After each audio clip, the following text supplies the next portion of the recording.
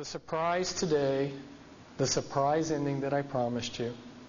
These are taken from American magazines, and you may have to do a double take. It's real easy to see it on the originals. It may not be quite so easy to see it on the transparencies.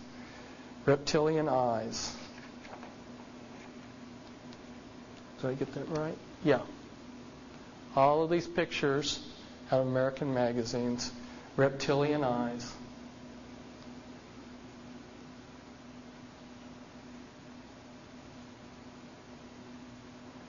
So like the lady who told all these stories in Arabia, you'll have to invite me back for me to tell you more.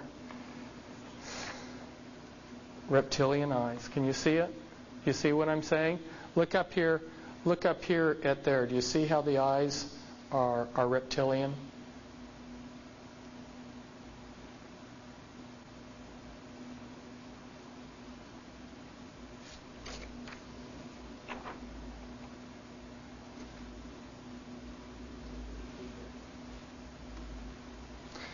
I've actually met some very respectable people who wouldn't tell me stories, like this one psychologist who's seen countless numbers of people in her life, who's actually seen people like this. Questions? Now that I've wore you out. Repeat the question too afterwards. Okay. She asked, how do they get reptilian eyes?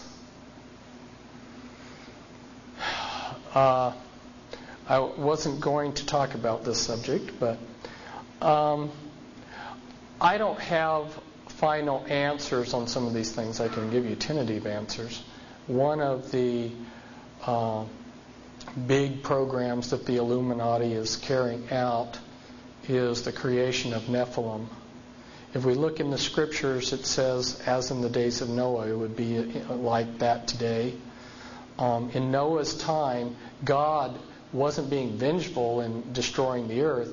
The earth was being corrupted genetically by fallen angels marrying with probably both animals and people. And in order to preserve life, God brought an end to the world. And today, there's a lot of genetic experiments and the Nephilim being created that are hybrids. And this is a very important part of what the Illuminati is doing. And my guess is this relates to that. You talk about your lineages like your Rothschilds, and they have been intermarrying with what the public calls aliens, and so that these people aren't human as we would know human. They've been pretty thoroughly demonized.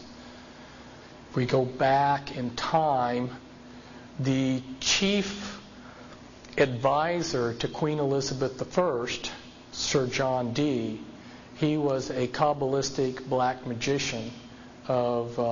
He had gone to the continent and learned from the top Jewish Kabbalists black magic, and he was the chief advisor in the British Empire, and he created Enochian magic and the Enochian language, which the Illuminati, which are hiding behind the Jehovah's Witness headquarters, they use Enochian rituals. That's what the power of the Enochian magic is. The watchtowers. That's why they call it the Watchtower Society. But anyway, they get a laugh when they say Watchtower Society because it's got a double meaning. Got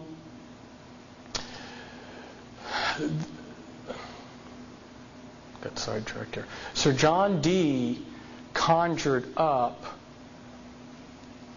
demons or angels, with his black magic. The beings that he conjured up, there were pictures drawn of them, and they look identical to what we call gray aliens. Okay? I tell you something. And then I visit with debriefing people that came out of high levels of the Illuminati, and these different types of aliens are participating in Illuminati rituals. I could go on. The bottom line is I have concluded that there are no good aliens. The aliens are demons, and we've got a mixture going on of demons and flesh and blood, and we've also got other genetic experiments. Because it is sometimes so unbelievable, the truth escapes becoming known. The answer to all this and the clue to this cosmic riddle may be found in the ancient book of Genesis. And back there in chapter 6, we are told of a very amazing and bizarre event. The sons of God saw the daughters of men and saw that they were beautiful, and they lusted after them. And then we read they married them and sired children from them. The ancient interpretation, and in my opinion the correct one, is that the sons of God were demonic beings or fallen angels, and that they came down to earth, they lusted after the daughters of men, they married them, and produced this amazing progeny, this hybrid progeny of the Nephilim. And the very word Nephilim does not mean giants.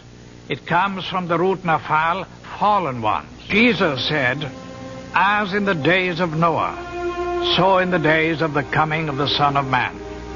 Of all the patriarchs and prophets of the Old Testament, the key to prophecy above all others is Noah.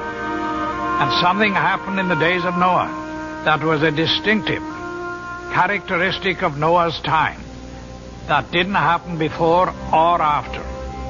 Wars and famines and pestilences and natural disasters have always happened. But something happened in the days of Noah, and the most sinister and bizarre of all the things that happened was this intermarriage between the angelic race and the human race. And of course the mastermind behind it all was another angel, a fallen angel, Lucifer. Now we believe that as they came in those days, we may very well be on the edge of another invasion from outer space, that Satan will once again make another attempt, maybe the final assault on the human race, in order to wean men and women away from the worship of God. He has tried before, he will inevitably try again. And by seducing the human race, by sending these so-called entities from space, demonic beings, he will try to get people all over the world to worship him and to deprive God of the worship that is due to him.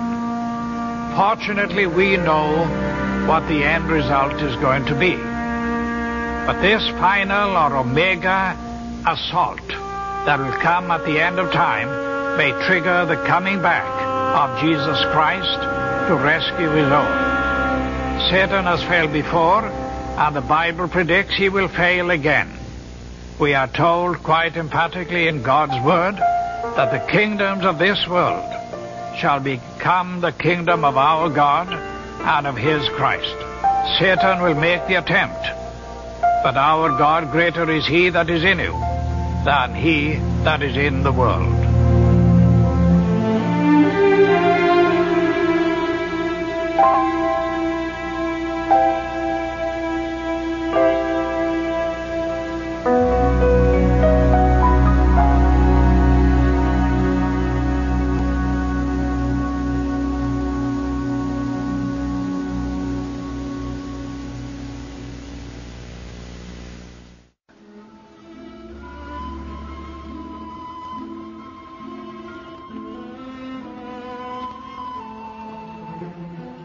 The greatest trick the devil ever pulled was convincing the world he didn't exist.